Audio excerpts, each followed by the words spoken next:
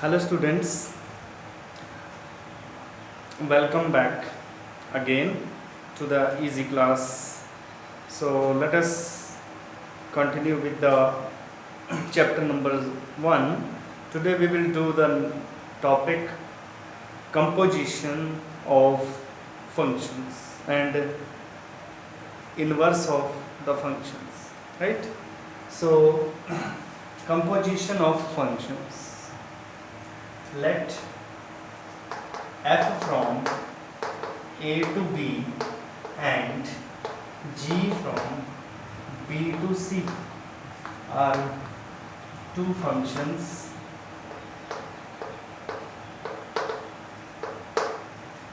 right. Then composition of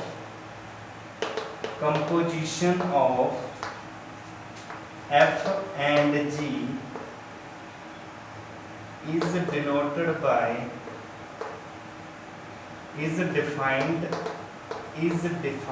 as GOF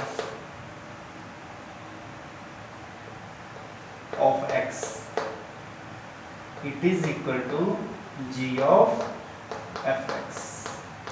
ये बात आपको समझनी है सबसे पहले कि what is the meaning of composition of functions.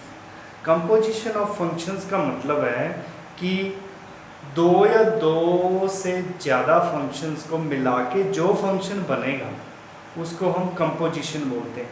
Composition का मतलब है कि जैसे एक फंक्शन के बीच में दूसरा फंक्शन इन्वॉल्व है. सो जैसे diagrammatically we let this is set A, this is set B and this is set C, right? Let this is a domain X. X is related with let this is fx, right? So this is the function f from a to b. F from a to b is a function where x belongs to a and this fx belongs to b, and g is another function that is from b to c. So B to C जो आपके पास function आएगा वो आपके पास आ जाएगा G of F, right. So जो इसकी कंपोजिशन होगी, जो इसकी कंपोजिशन है that is from A to C, right. So this composition from A to C, this is called G O F, G of F. अब आपको ये बात समझनी है, ध्यान से देखिए. आपके पास दो फंक्शन है. एक फंक्शन एफ है. एफ है आपका ए से लेके बी तक. ए इसकी डोमेन है, बी इसकी को डोमेन है. किसकी? एफ की. और जो जी फंक्शन है this is called G, this is function G. So जैसे आपने इसको लिखा f ऑफ x यहाँ पे, इसको लिखेंगे g ऑफ fx यहाँ पे. यानी कि जो इसकी कंपोजिशन है, composition of f and g is a to c. a to c इसकी कंपोजिशन होगी जिसको डिनोट करेंगे g ऑफ f, और it is defined as g o f x is equal to g bracket fx, right? So this is the composition of function. ये function जो है वो दो या दो से ज़्यादा फंक्शन को मिला के भी बनता है. जैसे इसमें मैं आपको एग्जांपल लेके बताता हूँ. एग्जांपल लेके let any function, let one function fx is cos x, right?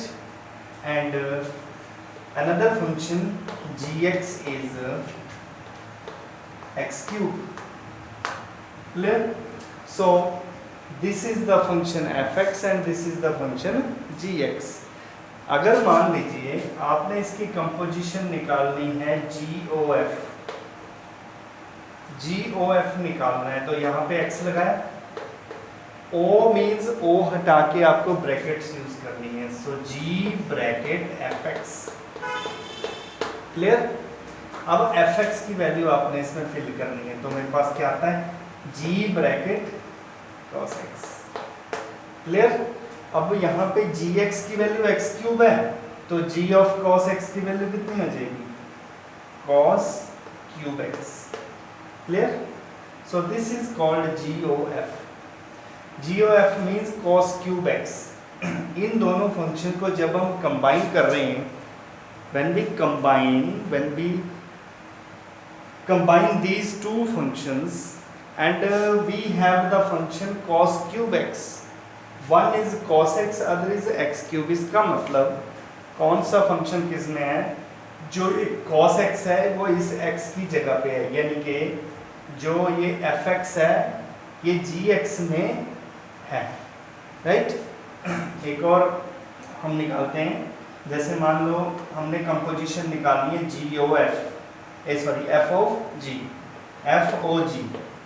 FOG. O means of, O हटाना है आपने, ब्रैकेट लगानी है, तो आपके पास बनता है F ब्रैकेट gx. अब gx की वैल्यू फिल करूंगा, gx की वैल्यू x क्यूब है. अब f ऑफ x क्यूब की वैल्यू यहाँ पे फिल की जाएगी, यानी कि क्योंकि ये फंक्शन अब इसमें है, तो इसमें आपके पास आएगा cos of x cube. Right? ये था cos क्यूब x और ये था cos क्यूब x. सो ये चीज़ आपको ध्यान में रखनी है कि कौन सा फंक्शन किस में रखना है, यानी कि कंपोजिशन का मतलब है टू और more functions combined to get composite function, that is called composite function. So this is the meaning of composition of functions, right? So let us proceed the next. Let us take example here. अब आपने एक बात और ध्यान रखनी है इसमें composition में. जैसे मान लो आपके पास F था A to B, G था आपके पास B to C, और जो उसकी कंपोजिशन है GOF वो थी A to C. तो आपने क्या नोट किया, अगर जो डोमेन F की है वही डोमेन GOF की है. ठीक है? सो ये चीज़ आपको ध्यान में रखनी कि कौन सा फंक्शन, राइट वाला फंक्शन जो है वो लेफ्ट वाले में, जैसे मैं GOF निकाल रहा हूँ तो F जो है वो G में डालना है आपको. ठीक है? F फंक्शन जो है G में रखना है, तो आपके पास ये आएगा. अगर F ऑफ G है तो आपने G फंक्शन को Fx में रखना है, सो आपके पास ये चीज़ आ जाएगी. सो अब आपके पास यहाँ पे एग्जाम्पल है NCERT में एग्जाम्पल है, example number 15. Right? So let us discuss that example. Let f from 2 3 4 5 to f from, ये सेट है आपके पास 2 3 4 5. क्लियर? और 2 3 4 5 9, this is the function. And same here, G from 3 4 5 9 to 7 11 15. So these are the two functions here. This I am doing the example number 15 from the NCERT book. So these are the two functions. These are defined as f2 किसके बराबर है, f2 की value इसमें दी हुई है 3 के. Right? और f of 3 जो है वो 4 के बराबर है. f of 4 is equal to f of 5 is equal to 5 के बराबर है. सिमिलरली G3 है आपके पास G4 के बराबर और वो दोनों 7 के इक्वल है। ऐसे ही G5 इक्वल टू G9 और दोनों 11 के इक्वल है, राइट। अब question is find GOF, find GOF, find GOF। अब मैंने आपको बताया कि जब भी आपने GOF निकालना है तो जो राइट साइड वाला फंक्शन होगा उसकी डोमेन आपने इसमें लेनी है, ठीक है। सो इसका सॉल्यूशन कैसे सॉल्व करना है, सबसे पहले देखिए f की डोमेन में 2, 3, 4 और 5 है, राइट। f जो है, जो फंक्शन f है वो है आपका 2, 3, 4, 5 2, 3, 4, 5 9, यानी कि ये डोमेन है, ये कोडोमेन है। G आपके पास ये डोमेन है, ये कोडोमेन है। जैसे मैंने आपको पहले बताया था f from A to B, G from B to C, ठीक है। तो जो GOF होगा वो A टू C होगा, यानी कि ये इसकी इनपुट होगी और ये इसके आंसर आएंगे। Clear? So let us find this GOF, this GOF। पहला एलिमेंट लेते हैं हम 2, सो आई एम टेकिंग 2 हियर। सबसे पहले मैं GOF2 में 2 लूंगा, ठीक है। अब मैं क्या करूंगा, ये O हटा के ब्रैकेट लगाऊंगा, G ब्रैकेट F2। अब आपको पता है F2 की वैल्यू 3 है, बहुत इजी है, तो यहाँ पे मैं 3 फिल कर दूंगा। अब आपको पता है G3 की वैल्यू 7 है, तो इसका आंसर कितना आ जाएगा, 7। इसका मतलब ये हुआ कि जो 2 की इमेज है वो 7 आई है, राइट। सिमिलरली मैं 3 फिल करूंगा इसमें, GOF3। ऐसे ही मैं इसको सॉल्व करूंगा, ब्रैकेट लगाऊंगा, यहाँ पे लिखूंगा F3 की वैल्यू आपको 4 दी हुई है, तो मैं यहाँ पे G4 लिखूंगा। G4 अगेन 7 है, सो मेरे पास इसका आंसर भी 7 आ जाएगा। सिमिलरली अब मैं इसमें 4 फिल करूंगा। अब आपने ध्यान देना है, जो GOF है उसमें राइट साइड में F फंक्शन है, तो F के एलिमेंट आपने उसमें लेने, ठीक है, डोमेन में। सो G ब्रैकेट F4। अब F4 आपके पास कितना है वो आपने फिल करना है। F4 है आपके पास 5 के इक्वल है, तो दिस इज G5 और G5 आपके पास 11 है। So we have GOF, last point is 5, so when we put 5 here, G bracket F5 is again it is 5, so this is G of 5 is again this is 11. So आप क्या note कर रहे हो, आपने note किया कि 2 की image 7, 3 की इमेज 7, 4 की इमेज 11, 5 की इमेज 11। सो हमारे पास जो फंक्शन डिफाइंड होगा, सो जब हमारे पास ये फंक्शन डिफाइंड होगा तो हम कैसे लिखेंगे इसको। So we have therefore GOF it is from 2, 3, 4, 5 to 7, 11, 15, right? 7, 11, 15, because this is C, this is A, this is C, defined as GOF2 is 7, right? GOF2 की वैल्यू भी 7 है और GOF3 की वैल्यू भी 7 है। सिमिलरली GOF4 की value भी 11 है और GOF5 की वैल्यू भी 11 है, right. So this is the answer, right. Means जब आपको कोई भी कंपोजिशन फंक्शन फाइंड करना है, जैसे GOF, FOG, FOF, FGOG, तो इस टाइप के फंक्शन जो हैं वो इनको बोलते हैं कंपोजिट फंक्शंस, राइट। सो जब भी आपने इसमें कंपोजिशन निकालनी है जैसे GOF निकालना है, GOF यानी कि F की डोमेन लेनी है आपने, राइट, और G की जो को डोमेन जो है वो इधर लिखनी है। यानी कि अगर F A to B है, G B to C है, तो आपके पास GOF जो है वो A to C होगा। यानी कि A की domain, right, this A is the domain and C that is codomain, right? So let us continue with the next question, example number 16. Example number 16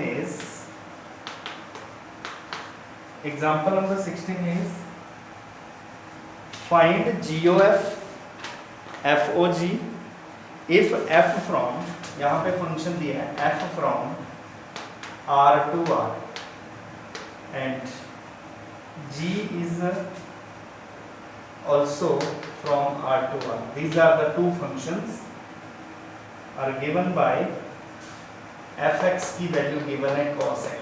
ये क्वेश्चन मैंने आपको पहले भी करवाया है इस टाइप का एग्जांपल। gx की वैल्यू आपको दी हुई है 3x²। सिमिलर क्वेश्चन है, बिल्कुल सिमिलर। अब क्वेश्चन है show that GOF is not equal to FOG। ये जरूरी नहीं है कि GOF और FOG इक्वल हो। सो सबसे पहले इसको हम क्या करेंगे, पहले हम GOF निकालेंगे, right. So firstly we have GOF। हम यहाँ पे x ब्रैकेट में x लगाएंगे, राइट। अब मैं O हटा के ब्रैकेट लगाऊंगा, मेरे पास बनेगा G ब्रैकेट fx, क्लियर। अब मैं fx की वैल्यू cos x फिल करूंगा तो मेरे पास आएगा G ऑफ cos x। अब मैं ये cos x जो है gx में फिल कर दूंगा तो मेरे पास आंसर आएगा 3 cos square x। This is the value of G of fx। Similarly I am finding here f of g। ये आपको समझना है कि f of g और g of f में क्या फर्क है। अब इसमें O हटाएंगे ब्रैकेट लगाएंगे, यानी कि बनेगा f of g of x। अब gx की वैल्यू 3x² है तो मैं इसमें 3x² फिल करूंगा। अब मैं 3x² की वैल्यू जो है fx फंक्शन में फिल करूंगा x की जगह पे, तो मेरे पास आएगा cos 3x², right. So try to understand, this is g of f 3 cos square x and इसमें f of g इज cos of 3x²। ये इसका एंगल है, राइट। सो इसमें जमीन आसमान का फर्क है।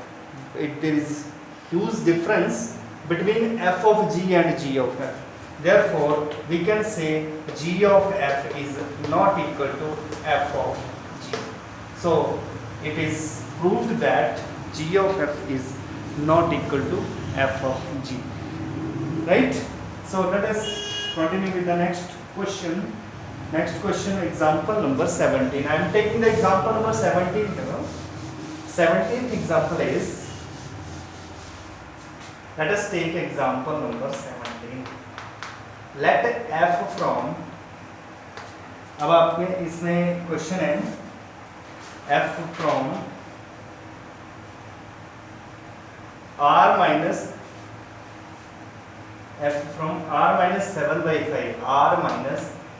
7/5 आप पढ़ सकते हैं बुक में क्वेश्चन क्या है, to r minus 3/5।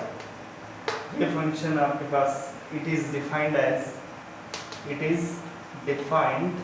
as fx is equal to, इसको डिफाइन किया है 3x plus 4 over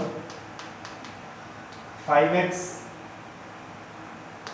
minus 7, 5x minus 7 and another function g that is r minus 3/5 to r minus 7/5 और इसको डिफाइन किया है gx is equal to, it is defined as 7x plus 4 over 5x minus 3. Clear? So these are the two functions. Question is then FOG is IA, FOG is equal to IA। अब IA क्या है? IA होता है identity function, यहाँ पे लिखा भी है।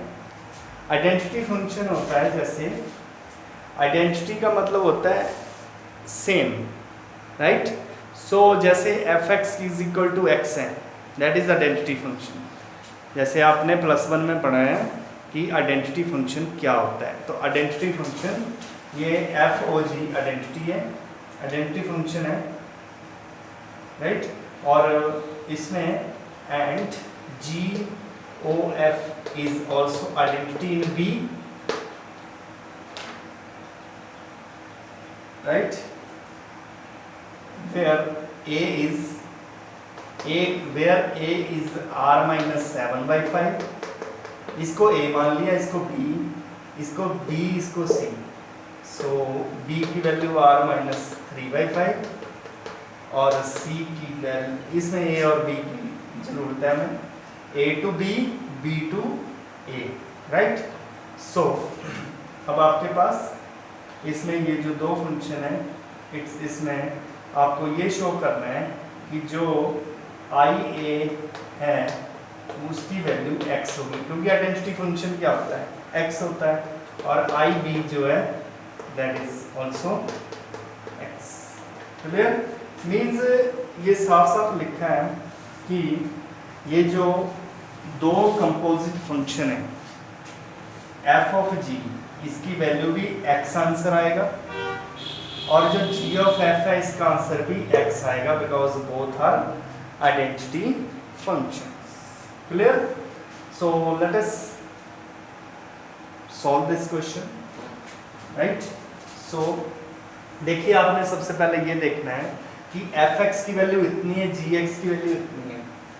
हमने सबसे पहले FOG निकालना है, फिर GOF निकालना है, राइट? सो सबसे पहले हम FOG निकालते हैं। So let us find FOG। अब G में आपने x लेना है, बिकॉज G के साथ x है, तो यहाँ पे ब्रैकेट हटा के हमने क्या किया? gx लिखा, O हटा के ब्रैकेट लगा के gx लिखा। अब gx की वैल्यू हमने फिल कर दी। gx आपके पास 7x + 4/5x - 3 है। अब इसके बाद आपने ध्यान से देखना कि जैसे fx की वैल्यू इतनी है, तो इसकी वैल्यू कितनी होगी? ये सारी वैल्यू हमने x की जगह पे फिल करनी है और इसको सिंप्लीफाई करना है। तो इसका नेक्स्ट स्टेप आ जाएगा 3 × x की जगह पे ये वैल्यू फिल करनी है आपको, 7x + 4/5x - 3 + 4 डिवाइडेड बाई, ये हम निकाल रहे हैं FOG, right? So similarly this is 5 × 7x + 4/5x - 3 -7।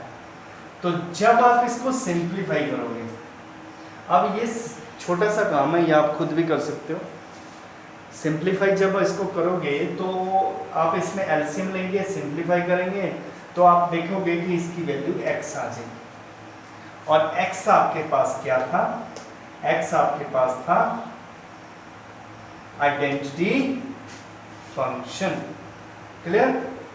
तो जो इसमें जब आइडेंटिटी फंक्शन आ जाता है आपका, जैसे FOG निकाला हमने, तो इसमें G means this is B, so this is identity function, right? So because this is the identity function in B, because the right side में क्या है? G है ना, इसलिए G में आपके पास B इसकी डोमेन है, F में A इसकी डोमेन है, G में B इसकी डोमेन है। तो मैंने राइट साइड में देखना है, तो G लिखा, इसलिए मैंने यहाँ पे IBX लिखा, right? Similarly you can find GOF, so let us find GOF। अब हम इसमें GOF फाइंड करेंगे, GOFX। O हटाइए, ब्रैकेट लगाइए, ब्रैकेट लगा के fx की वैल्यू फिल कीजिए। fx की वैल्यू आपके पास 3x + 4/5x - 7 है। अब आपने ध्यान देना है, अब ये जो सारी वैल्यू है वो जी एक्स में x में फिल करनी है। तो आपके पास क्या आ जाएगा 7 इंटू एक्स की जगह पे ये फिल करना है, तो आ जाएगा 3x plus 4 over 5x minus 7 plus 4 divided by 5 into 3x plus 4 over 5x minus 7 and minus 3। तो जैसे आपने पिछला क्वेश्चन सॉल्व किया वैसे ही सिंपल कैलकुलेशन जो कि आप खुद कर सकते हो, after simplifying we have this x, right. x means this is identity function, और आइडेंटिटी फंक्शन इसमें किसका लेना है, आपने a का लेना है, राइट। बिकॉज a में, क्योंकि राइट साइड में इसमें f है और f में आपके पास a है। Clear. a means r minus 7/5, because right side में जो जिस कंपोजिट फंक्शन में जो राइट साइड में फंक्शन होता है उसी की डोमेन हम लेते हैं, सो उसकी डोमेन में a आ रहा है, right. So it is proved that f of g is also identity function, g of f is also identity function। Clear. So इसमें क्या होता है कि आपने फंक्शन के बीच में फंक्शन फिल करना है और एक अनदर फंक्शन बनाना है जिसको कि कंपोजिट फंक्शन बोलते हैं, कंपोजिशन बोलते हैं, राइट।